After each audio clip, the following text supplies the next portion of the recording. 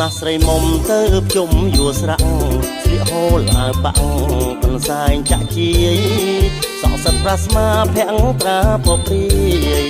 សក់សិតប្រាស្មាភាំងត្រាពព្រាយរាក់ទាំងរស់រាយនេះ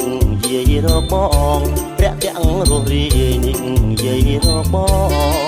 សម្រស់ស្រីខ្មែរនេះខៃបញ្ជូសូមអនុមោទនាពិធីបុណ្យភ្ជុំបិណ្ឌប្រពៃណីជាតិខ្មែរយើងខ្ញុំជំនួសមកឲ្យថ្នាក់ដឹកនាំនិងបុគ្គលិកគ្រប់ជាន់ថ្នាក់របស់ក្រុមហ៊ុន Carvin Development សូមគោរពជូនពរដល់សម្ដេចទ្រង់ឯកឧត្តមលោកជំទាវលោកស្រីអ្នកនាងកញ្ញានិងអតិថិជនជាទីស្រឡាញ់សូមទទួលបាននូវសេចក្តីសុខសុភមង្គលពរជ័យសិរីមង្គលវិបុលសុខជោគជ័យចម្រុងចម្រើនរុងរឿងគ្រប់ភារកិច្ចការងារគ្រប់ក្រុមគ្រួសារខ្មែរសូមជូនពររាល់ការធ្វើដំណើរទៅកាន់ស្រុកកំណើតទីវត្តអារាមនិងទីកន្លែងកម្សាន្តនានាប្រកបដោយសុខសុវត្ថិភាពក្នុងពិធីបុណ្យភ្ជុំបិណ្ឌនេះ